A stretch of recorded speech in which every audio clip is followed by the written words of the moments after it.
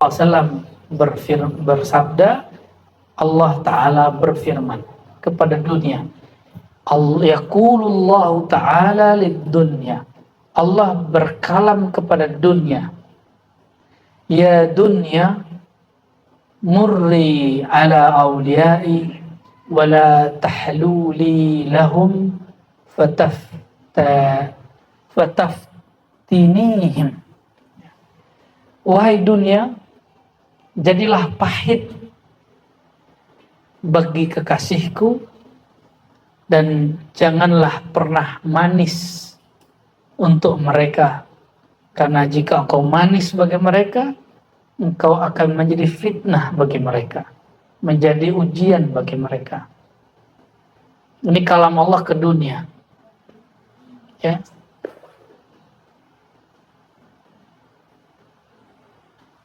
Jadi dunia ini dapat kalam, ya. Maka ciri-ciri kekasih Allah, walaupun dunia di tangannya, tapi dia nggak pernah mencintai dunia, karena bagi dia dunia itu pahit. Dunia itu pahit. Jadi kalau antum mulai merasakan manisnya dunia, itu masalah, berarti bukan kekasih Allah. Oleh karena itu, untuk memahitkan dunia, selalu ketuk kolbunya dengan nama Allah. Terus sebut nama Allah, Allah, Allah, terus. Ya, sehingga tidak sempat dunia itu bersemayam di kolbu. Baru memasuk, sebut lagi nama Allah. Baru masuk, sebut nama Allah.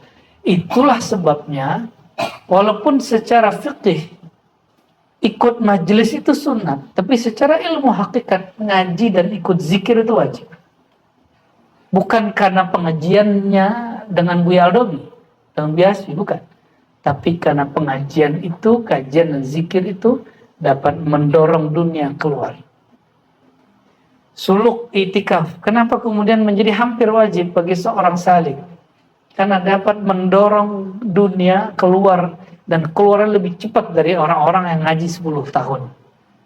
Antum itikaf 10 hari, itu dibimbing oleh guru yang tepat, itu cepat, kerak-kerak dunianya cepat keluar itu. Rasain sendiri, ya, rasain sendiri. Kapan sadarnya? Kalau sudah keluar. Kalau sudah keluar baru berasa, oh gini dongnya dunia ya gitu. Baru terasa kalimat dalam Al-Quran, wala dzikrullahi akbar.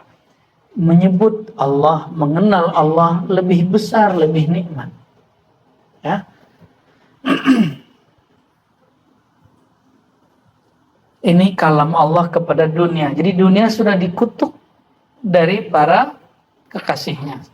Maka selevel Imam Syazili, itu beliau orang kaya, Imam Maturidi, beliau punya tanah hektaran. Kalau panen, Imam Maturidi, dia tidak bagikan untuk keluarganya dulu. Dia sisihkan dulu untuk semua fuqara masakin, tetangga dan teman-temannya. Maka dia sekali 3 bulan panen, dan dia bagi semuanya kepada, setiap akhir tahun dan setiap panen dia nggak wajib keluar zakat. Kenapa? Sebelum dibayar zakat sudah habis duluan. Imam Al-Maturidi dan alhamdulillah kami pernah ziarah ke sana. Di Samarkand. Ya, di Samarkand, alhamdulillah. Nanti kalau yang beruntung ke Samarkand, ziarah ke Imam Maturidi, baca Yasin di sana. Itu amalan wiridan beliau itu. Ya, nikmat sekali baca Yasin di situ. Begitu juga Imam Syazili. Imam Syazili sebelum ke Mesir, hidupnya sangat pahit sekali, sangat berat sekali. Diusir, dikafirkan, disebut sesat. Jadi selevel Imam Syazili begitu. Disebut gila, penyihir. Akhirnya dapat titah dari Allah secara ilham. Syazili intaqil ila Misra. Pindah ke Mesir. Ketika dia masuk gerbang Alexandria, Imam Syazili ngomong di kitab Latif Ilman, dinukil oleh Imam Ibn Athaillah, Allah, ya, aku mendengar kalam di kolbuku. Itu kalam Allah. Ilhami. Wahai Syazili, inilah akhir penderitaanmu dan awal kebahagiaan. Disitulah sebabnya kenapa Mesir menjadi Darus Syaziliyah, negeri kampung Tarekat Syazili. Padahal dia bukan orang Mesir, ya. Alhamdulillah kami dan Buya Aldomi hampir tersesat di sana dan nggak bisa pulang. Alhamdulillah ya. Insya Allah akhir tahun kita ke Uzbek ya. Insya Allah. Silakan nambung dulu lah. Kalau nggak doanya aja yang sampai. Ahaqqun nas birridha, kalimat hikmah yang ketiga. Orang yang paling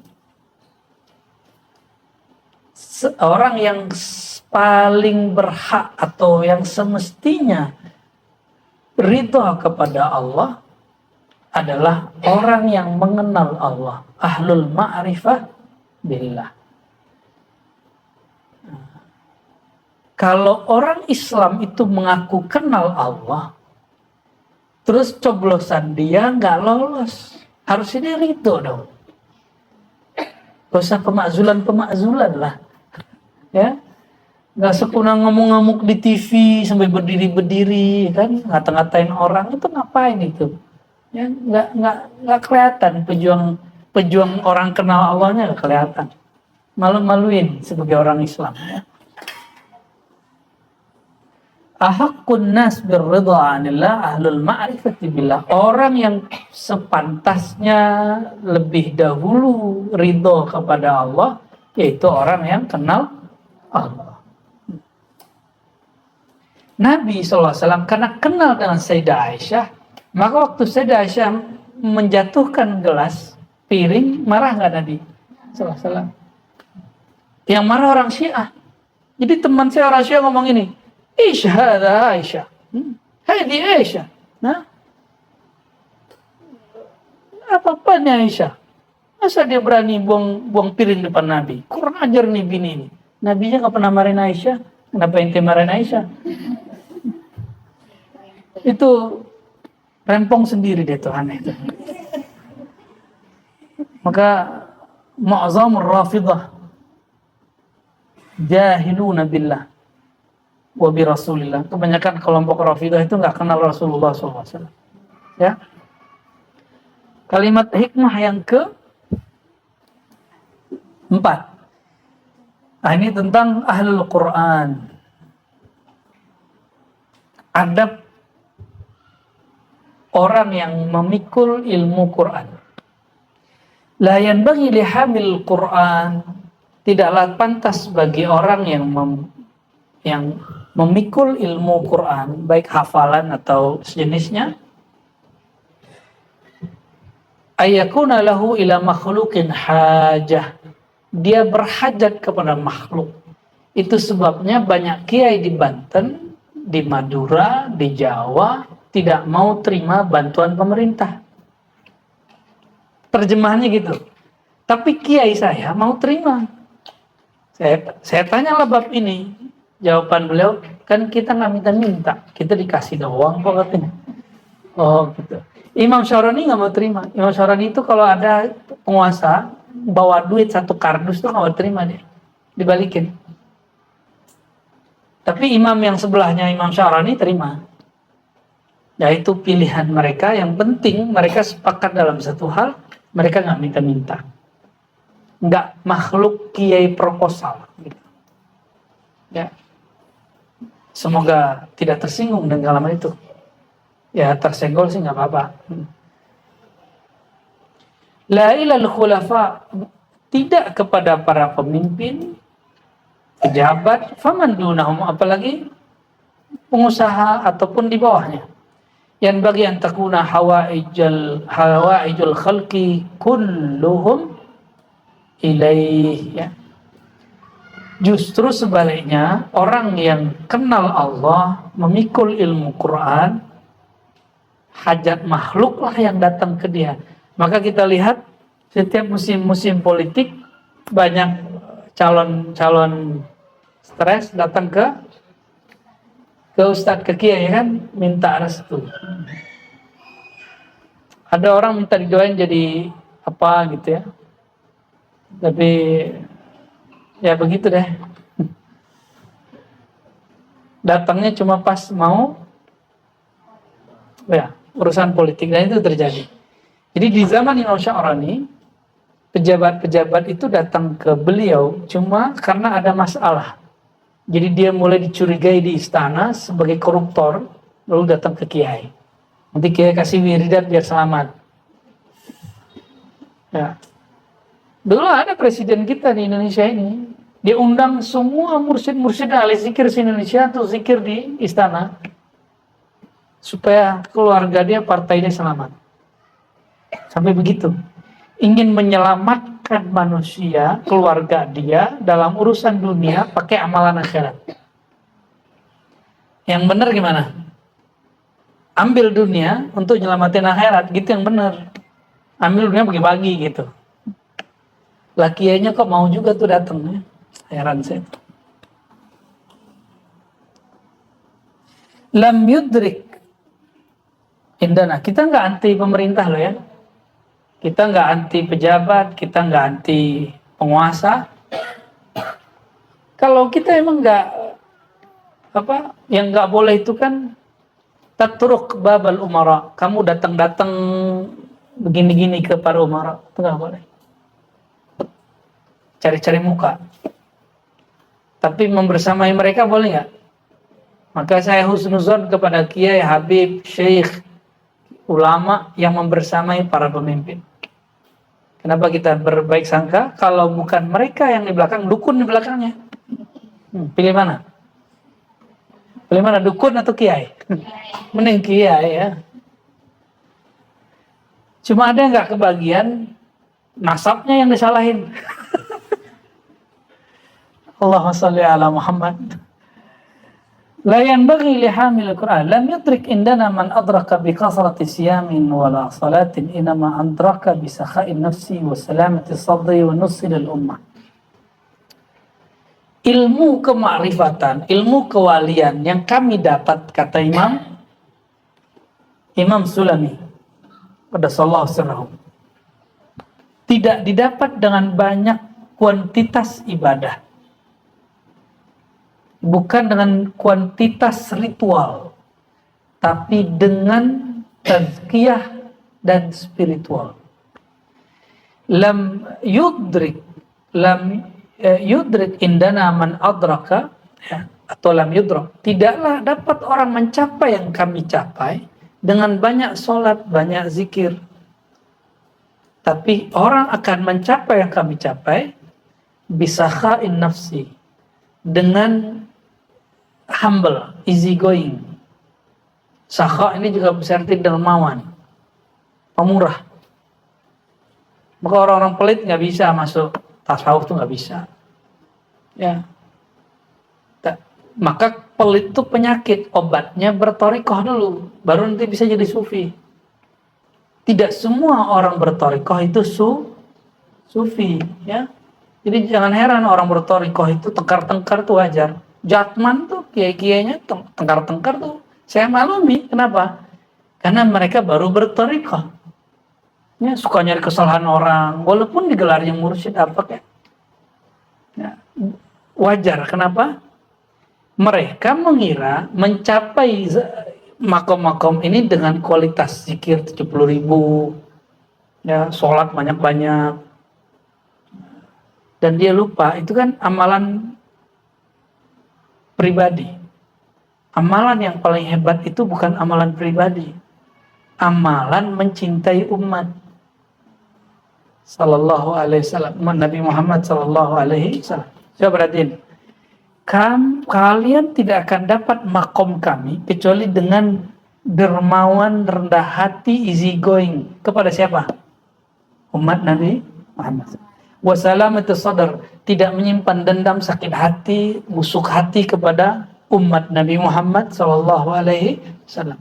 Terakhir, wanus lil ummah, dan tulus untuk membantu, menasihati umat, berkorban untuk umat. Nah, di dalam mustalah sufi, orang yang suka berkorban itu disebut futuwah, dari kata fata.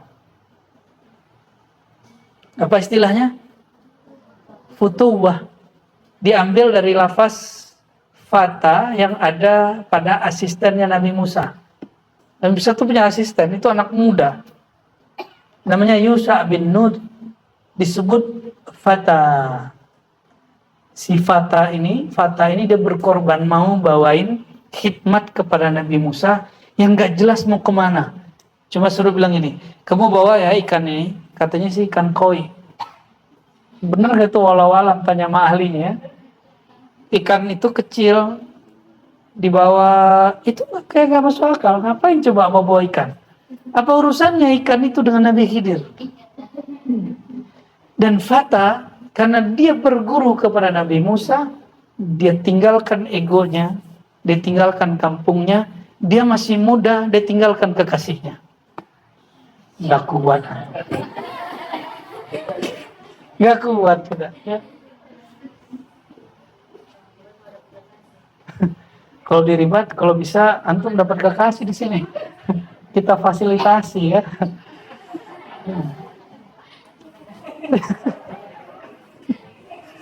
Allahumma sholli ala Muhammad. Ya. Untung bab poligami masih ditutup diribat kan. Kalau enggak udah senang tuh. Enggak ada. Masih ketutup. Ntar lagi kebuka katanya. Allahumma sholli ala Muhammad. Jadi perhatikan di sini, mencapai makom kewalian yang dimaksud Imam Fudail itu bukan dengan banyak wirid saja. Wirid penting, tapi mesti ada wirid yang lebih besar, yaitu wirid sosial. Ini wirid sosial. Kita disakitin orang, kita nggak sakit hati, namanya salamatus sadar. Di depan dia ngomong apa, di belakang dia ngomong lain. Antum kemudian berlepas, ya sudah, nggak apa-apa. Itu namanya salamatus sadar. Udah begitu belum?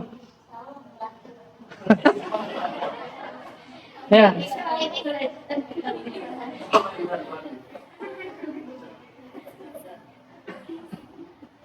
Kalau salamatus sadar istri, membiarkan suami kawin lagi katanya.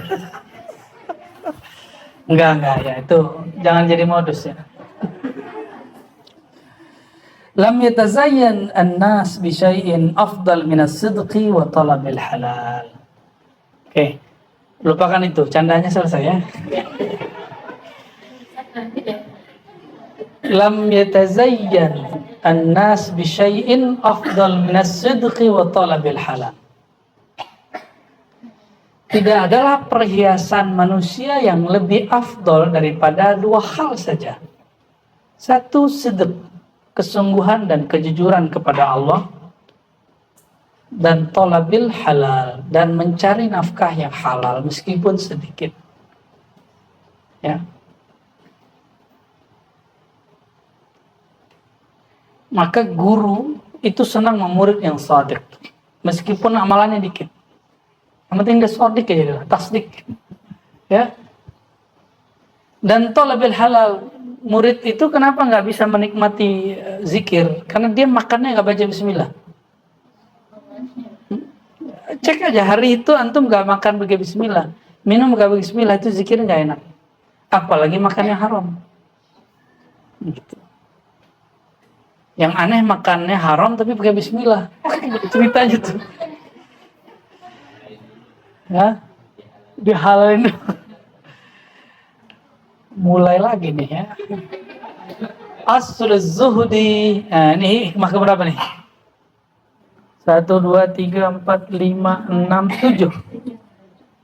Orang kira zuhud itu membuang harta, membuang dunia. Bukan. Aslul zuhdi, inti daripada kezuhudan, intisari, intipati daripada kezuhudan apa? Ar-ridha anillah. Ridha, terima, nerimo apa yang Allah tetapkan bagimu. Itulah zuhud yang dimaksud para sufi. Jadi jangan heran Imam Syazili kendaraannya banyak dan haji setiap tahun. Ya. Kenapa? Dia ridho dengan pemberian Allah yang dulu dan sekarang. Dulu sedikit, sekarang banyak. Itu dia ridho. Man arfan nas istarah. Siapa yang kenal hakikat manusia. Jadi beda an-nas dan insan. Insan itu hakikat kita. Kalau an-nas manusia kebanyakan. Siapa yang kenal siapa itu manusia, istaraha. Dia akan rehat. Manusia sifatnya apa? Pelupa. Benar nggak? Ini orang ngaji-ngaji begini jangan dikira benar semua ini. Benar nggak? Ya, karena dia ngerasa nggak benar maka dia ngaji gitu. Begitu nggak? Jadi nanti antum jangan ngomong gini. Masa murid tarekat begini? Jangan begitu. Justru karena dia murid tarekat, dia baru murid maka dia begitu. Ya. Hatta dia jadi seorang mursyid, karena dia seorang manusia, pasti ada celah begitu. Ya. Kecuali guru antum nabi. Nah, banyak murid menuntut gurunya jadi nabi. Banyak murid menuntut gurunya jadi malaikat. Benar nggak? Masa si guru begitu? Kata si murid, lah ente aja yang jadi guru. Nah, nggak begitu kalau kita berguru. Guru itu bukan malaikat, dia seorang manusia. Istaraha. Murid ketika datang ke guru, guru juga memandang begitu. Kok kadang muridnya begini, kadang muridnya begitu. Ya guru sudah paham, wajar kan dia manusia, dia bukan malaikat. Ya. Kata Buya Aldom ini, amalkan zikir ini pada sholat. Iya diamalin sekali 15 hari gitu. Ya diamalum itu. Yang penting jujur. Nah, apa itu? Ada yang jujur itu?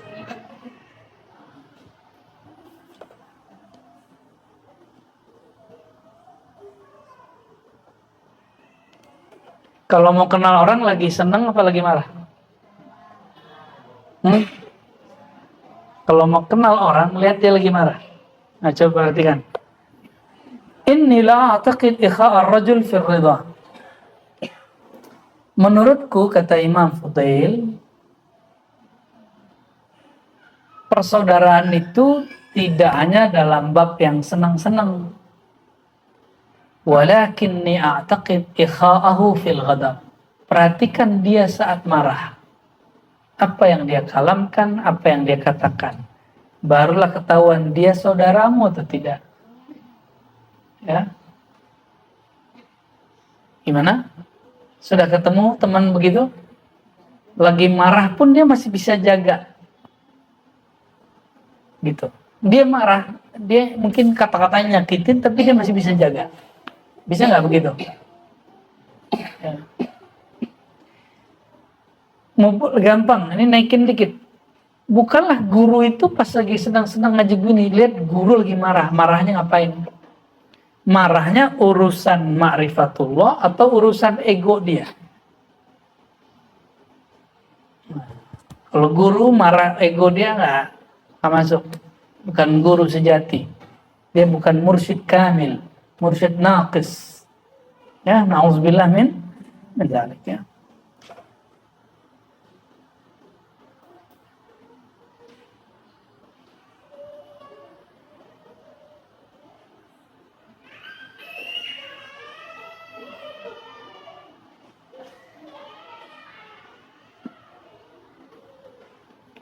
Nah, dulu ada fenomena yang disebut qurra. Qurra ini para pembaca. Bisa pembaca Quran, hafiz Quran, ahli tilawah, qiraat, juga bisa pembaca hadis. Qurra disebut apa? Jamak dari qari. Ada image agak kurang enak terhadap qurra itu. Nah, semoga agak beda qari sekarang dengan qurra dulu. Ini silakan nanti kalau dapat feel-nya, oh maksudnya kali begini gitu ya. Kita terjemahin harfiah dulu. Taba'ada ya taba'adu, taba'at ya taba'at minal qurra. Menjauhlah kamu dari para qurra, para pembaca Quran. atau orang yang suka tampil-tampil, maksudnya. Fa innahum in habbuka, karena mereka jika senang kepada engkau, madahuka, mereka pujimu, bima laisa fika, dengan pujian yang tidak pantas ada pada dirimu. Oh, ternyata qurra di sini maksudnya syu'ara, bukan qurra para pembaca Quran, tapi para, kalau dulu mungkin sastrawan, mereka berfungsi sebagai pemberita. Sekarang boleh kita sebut wartawan. Buzzer. Bisa juga tuh ya. Benar juga tuh. Iya, ada kemarin buzzer puji-puji Jokowi, sekarang benci banget sama Jokowi kan. Kita bingung itu ya. Kayaknya nggak ada kucuran dana lagi kayaknya. Kayaknya begitu sih. Ada yang dulu kalau ketemu cipika-cipiki, sekarang hantam-hantaman.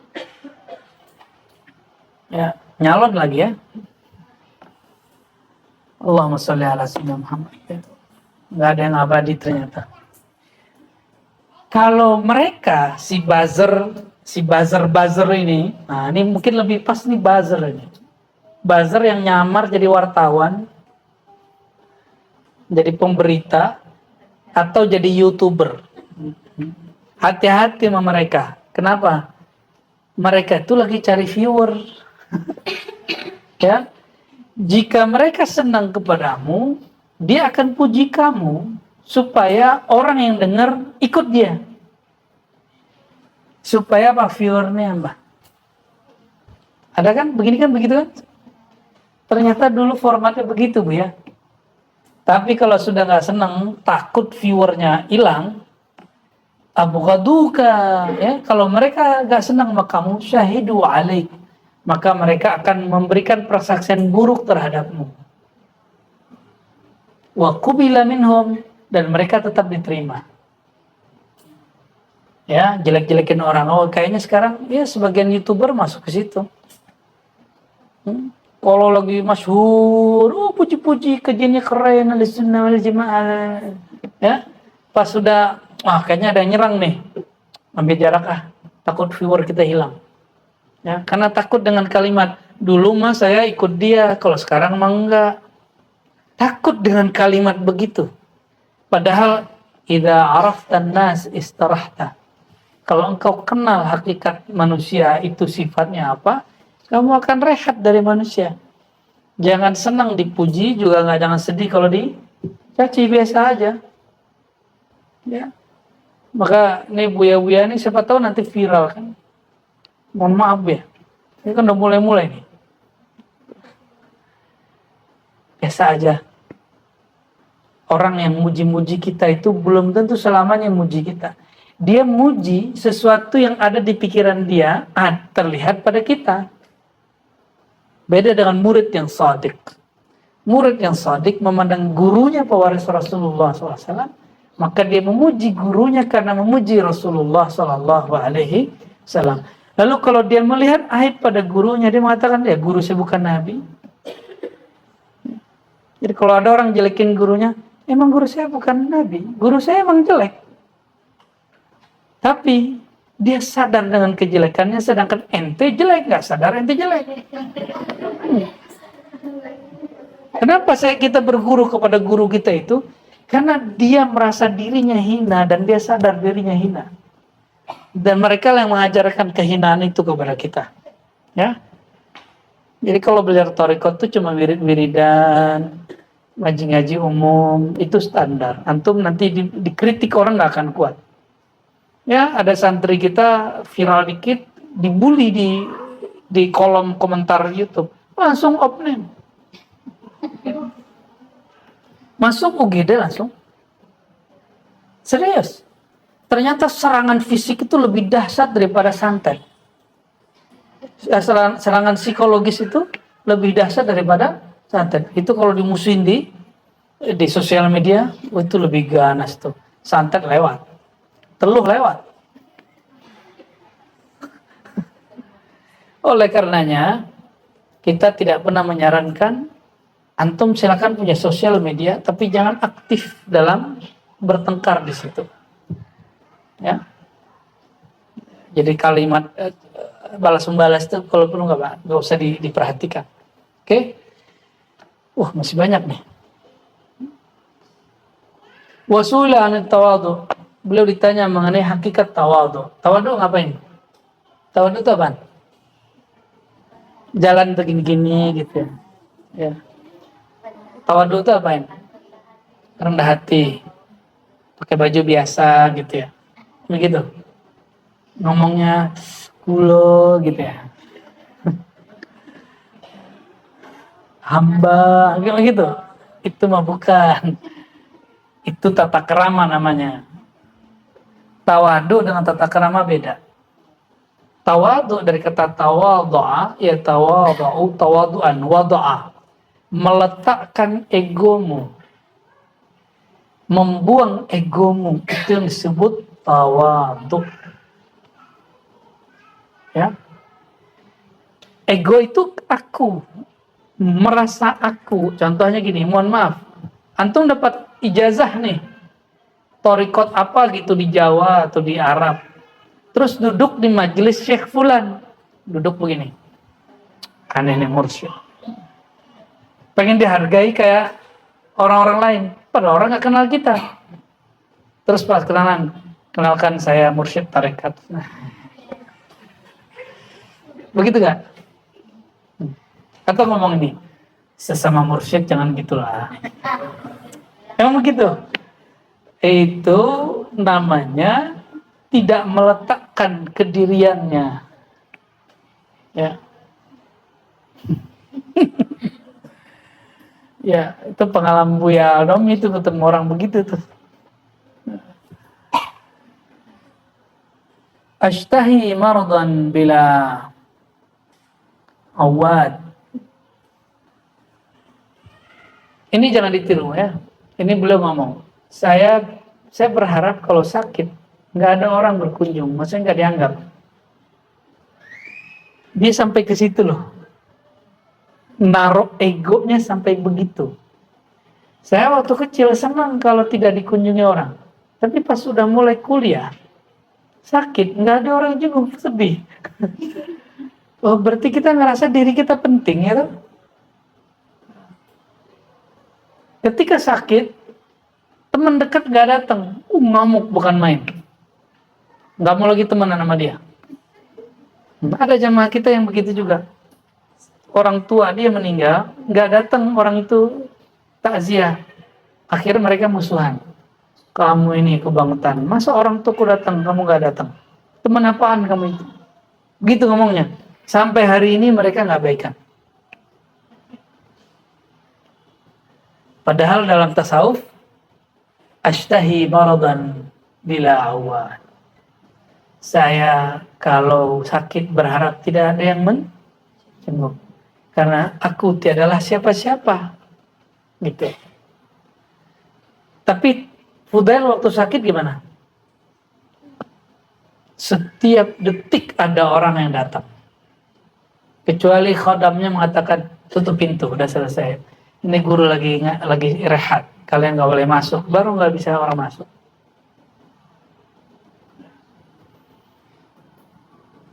Pengen disowanin ya? Ya. Benar nggak? Ada nggak berpikir saya tuh pengen disowanin orang gitu?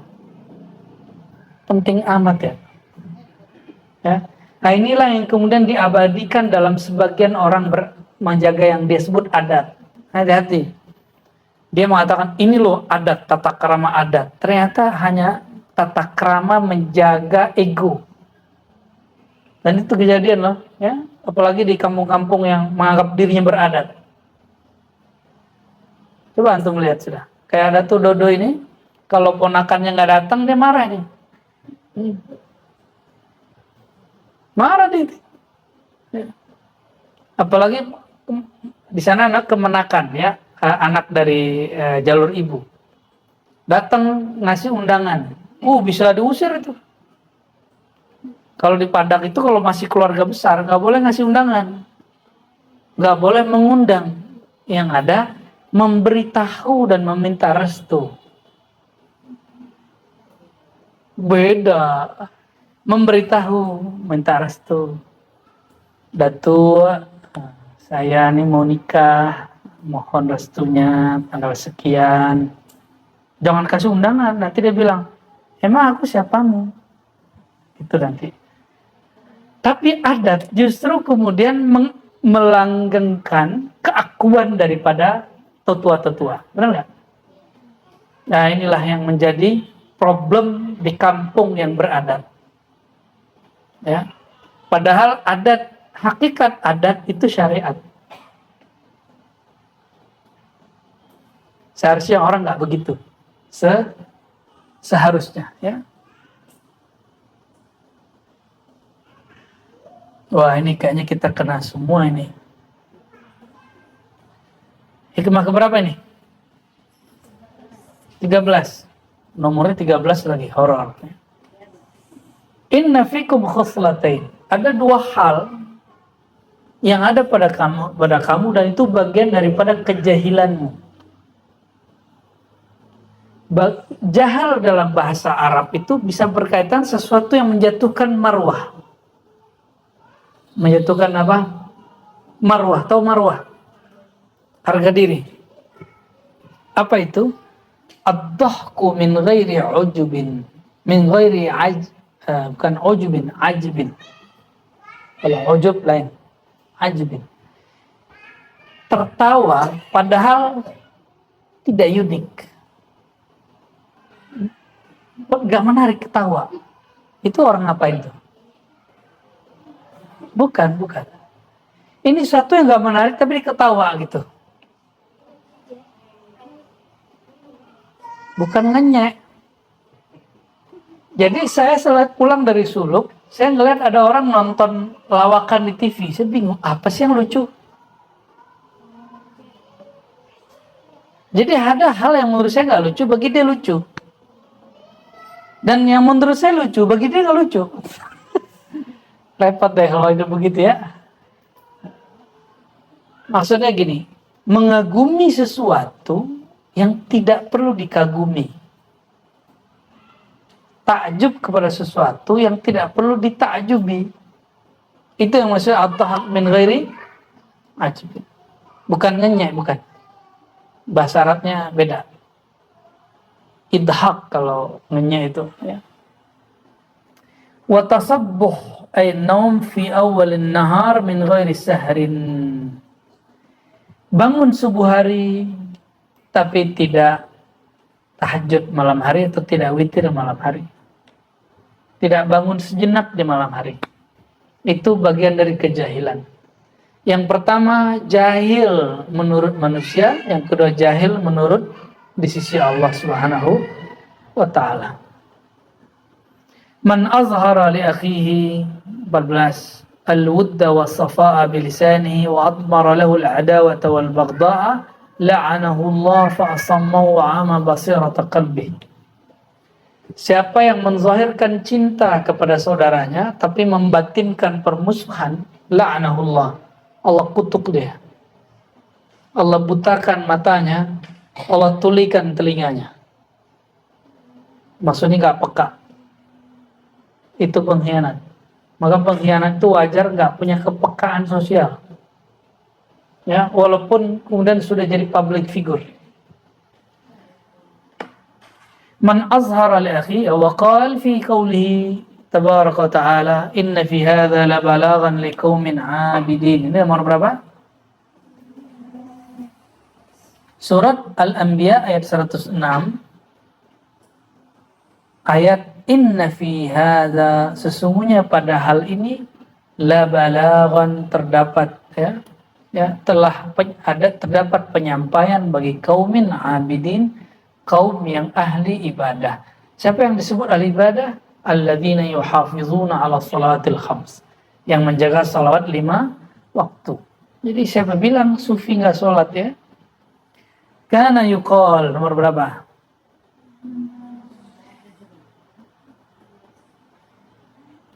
Ju'ila syarru kulluhu fi bait wa ju'ila miftahu ar-rughbah fi dunya wa ju'ila al-khairu kulluhu fi bait wa ju'ila miftahu az-zuhdu fid dunya.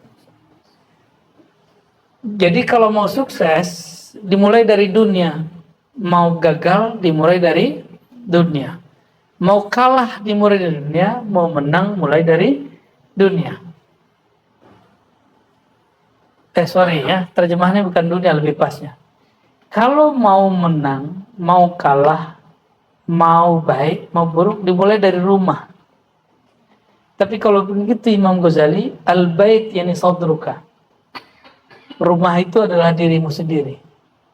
Jadi kalau mau buat baik, mulai dari rumah kita, yaitu rumah diri. Ya, lembaga diri, lembaga jiwa. Ju'ila syarru kullu fi bait. Semua keburukan dijadikan di rumah, ada dalam diri kita. Dan miftahnya, kuncinya adalah raghbah fid dunya, cinta dunia. Cinta dunia. Dunianya ustadz, popularitas dan duit dan banyak jamaah. Itu dunia. Jika dia mulai mencintai itu, maka syarr, batin dia semuanya buruk. Makanya banyak ustadz mulai menyerang ustadz yang lain karena dia merasa jamaahnya diambil. Padahal kan gak ada namanya ustadz boleh melarang jamaah ngaji ke orang lain, boleh gak? Ini mohon maaf nih, antum nih mau ngaji habis ini ke orang lain, saya gak boleh ngelarang. Ngaji aja. Besok ngaji lagi di sini juga gak apa-apa. Kita gak ngelarang, ya. Kenapa? Antum berhak atas diri sendiri. Kita nggak punya hak. Ya. Itulah dahsyatnya orang berthariqah. Dia datang kepada gurunya karena kesadaran. Beda dengan pesantren. Pesantren ini dicokokin sama gurunya. Dipaksa sama orang tuanya. Benar nggak? Anaknya belum tentu mau. Kalau berthariqah, ngapain lah tuh kan? Hari Jumat, mulai jam 6 sampai jam 12. Benar nggak? Ngapain lah tuh? Ya.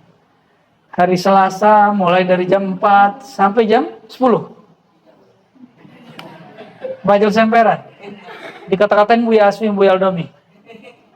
Ngapain lah itu kan? Tapi karena emang datang dengan kesadaran, kita siap loh dikata-katain. Wa ju'ila al-khair kulluhu fil bait. Semua kebaikan ada di dalam bait, rumah, yaitu rumah diri. Dan kuncinya az-zuhdu fid dunya. Zuhud dari dunia. Maka sebelum jadi orang hebat, jadi pejabat, jadi ustadz, belajar zuhud dulu. Maka khalwat itu mengajarkan kezuhudan. Kita punya tabungan, tapi kita makannya dikit-dikit. Walaupun cuma 10 hari lumayan lah ya. Tiap tahun, kalau bisa di bulan-bulan tertentu kita buat lagi latihan zuhud sebenarnya. Ya. Insya Allah kita akan istiqomah untuk buat program suluk. Insya Allah. Karena itu bagian dari trilogi ribat. Ribat pertama apa? Al-ilm, ngaji. Berilmu gak diamalin, gak masuk. Maka mengamalkan ilmu pada bab talqin. Talqin itu wama walah, dan semua turunan dari talqin, termasuk di situ baiat, riyadhah, mujahadah, khalwat, suluk, kajian hakikat, kajian ma'rifat, semuanya masuk di situ. Ya. Baru yang terakhir, khidmat. Boleh nggak mulai dari belakangnya? Boleh. Saya khidmat dulu. Wah, itu keren itu. Karena itu paling berat itu.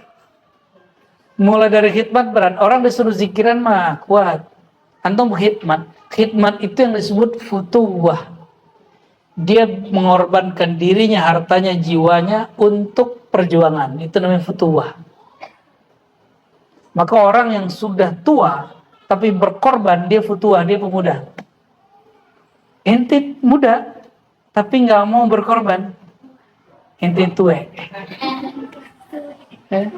Tue dan sue.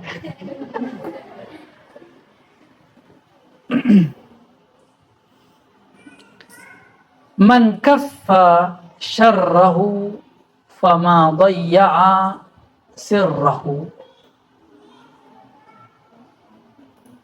atau man kuffa syarruhu fama duyya firruhu.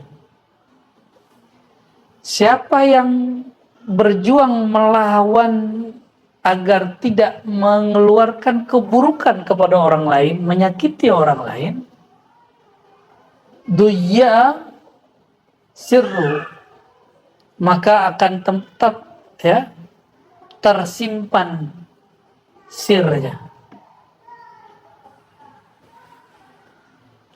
Salasu khisal tuksil qalb. 3 hal yang dapat mengeraskan kolbu.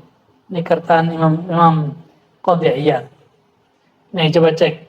Kayaknya kita kena semua ini ya. Pertama, yang menyebabkan hati keras. Kasratul akli. Banyak makan. Wa kasratun naumi. Banyak tidur. Yang terakhir, wa kasratul kalami. Banyak ngomong. Di sini masuk banyak main sosial media. Oke. Masuk gak kita nih? Masuk. Aneh juga masuk. Banyak ngomong nih. Ya. Diam-diam aja kita. Nah, maksudnya kasratul kalam fima la yanfa. Banyak kalam pada yang tidak bermanfaat. Main handphone yang gak manfaat masuk. Tapi kalau bermanfaat nggak masuk. Main sosial media jika itu berkaitan dengan usaha kita, rezeki kita atau silaturahim, maka dia nggak masuk. Ya, justru malah memperbagus.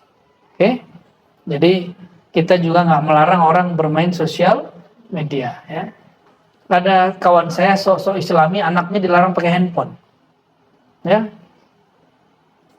tapi udah 4 bulan nggak tahan juga, dikasih juga. Loh kenapa bro? Gak kuat? Ya ternyata bukan begini caranya. Ya gak kuat.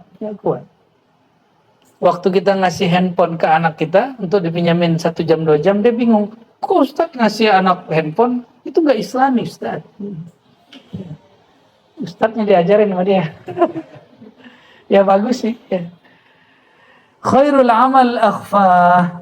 Sebaik-baik amal yang pengamalnya menyembunyikan amalan itu. Wa amna'ahu minasyaitan ab'adahu minabi. Sehingga jauh dari syaitan, jauhlah dari riya. Orang mengira amalan yang sembunyi itu amalan di kamar, malam-malam hari gitu. Bukan. Amalan yang khafi itu amalan yang ada di dalam diri, yang paling khafi. Kalau kita zikir di kolbu, orang tahu nggak? Ya, kalau kita diam doang, paling kita dibilang tidur sama orang. Ya, tidur nih kayaknya, padahal dia lagi zikir. Kecuali antum pegang tasbih, baru kelihatan sama orang, oh lagi zikir nih. Gitu. Jadi sebaik-baik amal yang disembunyikan, yang khafi. Kenapa? Karena sangat aman dari riya. Ada ungkapan dalam riwayat Imam Baihaqi, khairul dzikr al-khafi. Sebaik berzikir yang dikhafikan. Kabar gembiranya, suluk itu latihan zikir khafi dari awal masuk sampai selesai. Ya. Latihan zikir khafi dari awal masuk sampai, kecuali jam sholat dan zikir-zikir ba'da sholat itu pakai jahar ya. Nggak kayak zikir tadi ba'da isya, ba'da asar ya. Itu masih sengaja dilepasin biar kangen ba'da pas puasa gitu ya. Cuma kasihan tetangga. Inna man syakara ni'mata inna min syukrin ni'mati an tuhadditsa biha. Salah satu tanda, ini agak kebalikan sedikit dengan yang tadi. Orang mengira menampilkan nikmat itu riya. Enggak. Riya itu menampilkan amal, bukan menampilkan. Jadi kalau soulmate nampilin rumah, itu urusan dia. Ustadz soulmate nampilin rumah, itu enggak riya. Kalau dia nampilin sholatnya 100 itu baru ria. Dia nampilin rumah ya, harganya berapa? Ya nggak apa-apa, biarin aja urusan dia itu. Kalau antum nggak sanggup beli ya jangan iri gitu. Urusan kolbu dia, cinta dunia, cinta Allah, itu kan dia yang tahu. Kita kan nggak tahu. Kenapa tidak berbaik sangka? Semoga itu tanda dia bersyukur nikmat kepada Allah. Selesai dong. Nggak usah repot-repot amat mikirin orang. Ya. Kalau ente kaya boleh, Ustadz kaya nggak boleh. Enak bener jadi orang. Aballahu alla yaj'al arzaqal muttaqin min haitsu la yahtasibun. Allah itu enggan kecuali apa? Rezekinya muttaqin, orang-orang sampai derajat takwa, itu enggak boleh rezeki tetap. Rezeki mereka mesti min haitsu la yahtasib. Maka Allah itu enggan sama Buya Aldomi yang rezekinya cuma sekali sebulan. Allah mau lebih dari itu. Ya. Yang bukan gaji kampus. Coba lihat aja nanti. Akan muncul masa-masanya orang-orang sampai derajat takwa, rezekinya bukan lagi yang tersurat, tapi rezeki-rezeki yang datang dari mana-mana. Ya. Insya Allah. Kalau sudah begitu, dia nggak jadi budak jadwal lagi. Kenapa?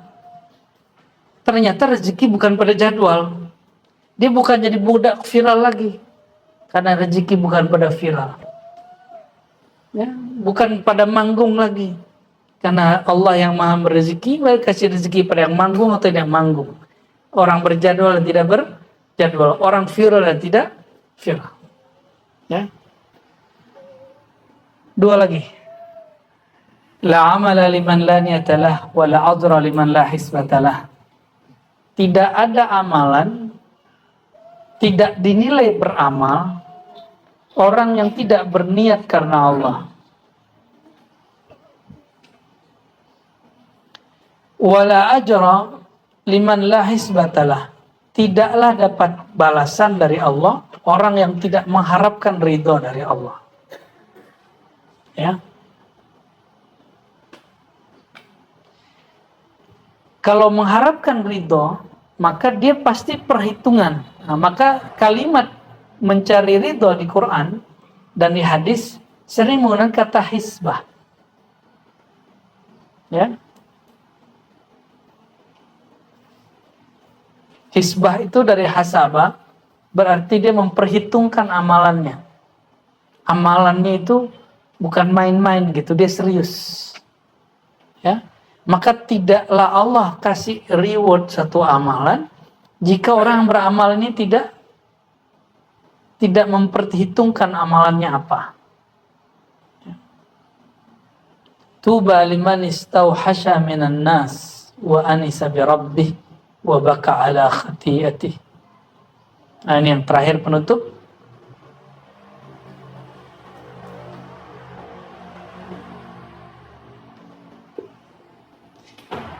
Maka beruntunglah tuba. Tuba ini secara harfiah beruntung, berkah. Secara maknawi, secara hakikat itu isim syajarah fil jannah, salah satu nama pohon di surga. Tuba liman istauhasha minan nas.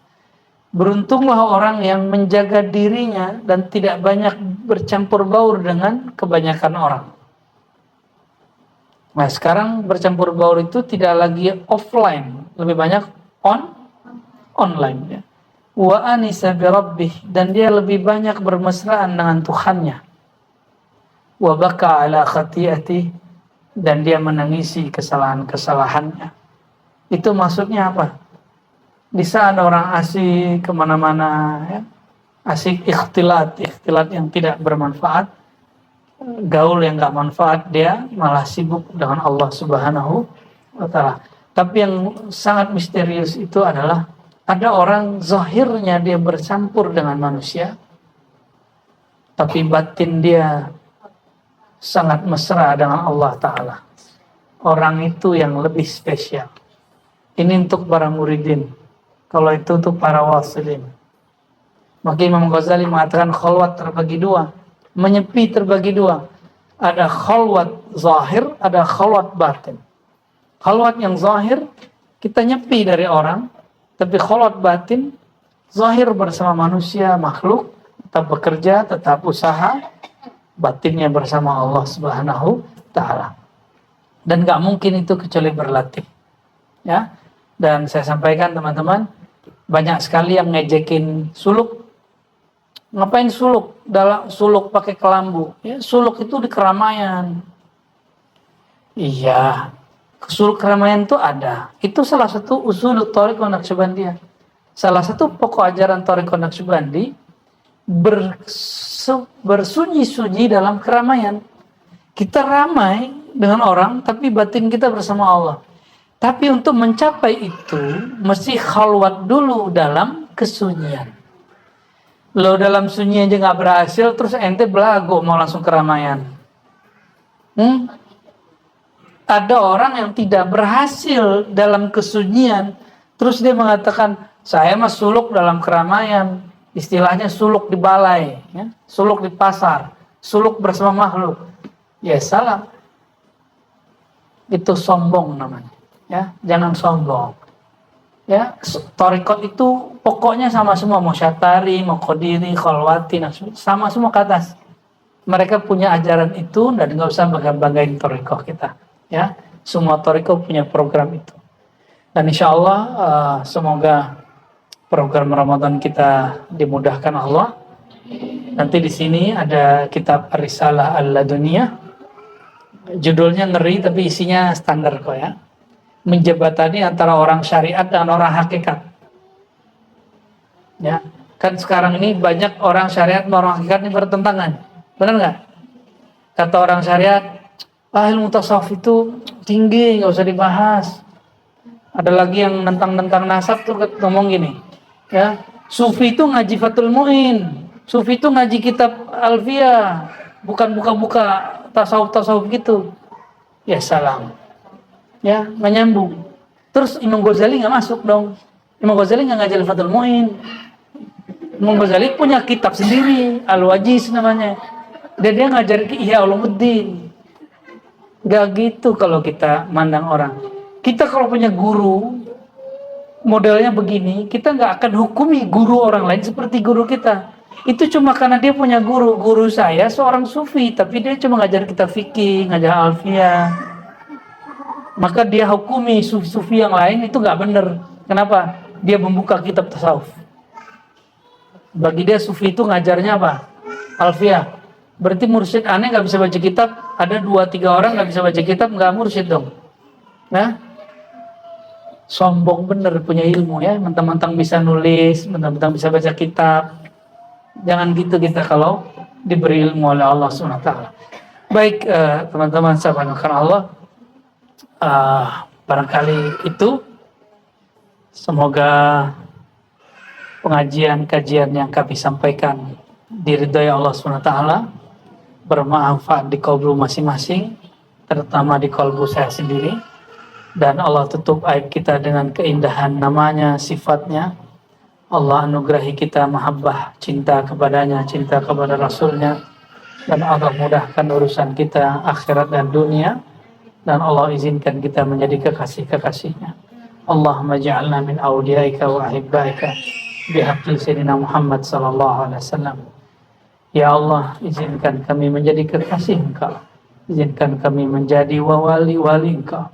Izinkan kami menjadi orang-orang yang mengenal Engkau. Izinkan kami menjadi orang-orang yang berkumpul bersaudara atas nama cinta kepada Engkau. Rabbana atina fid dunya hasanah wa fil akhirati hasanah wa qina adzabannar. Sallallahu ala sayyidina Muhammad walhamdulillahi rabbil alamin. Demikian dari kami, mohon maaf salah kurangnya. Assalamualaikum warahmatullahi wabarakatuh.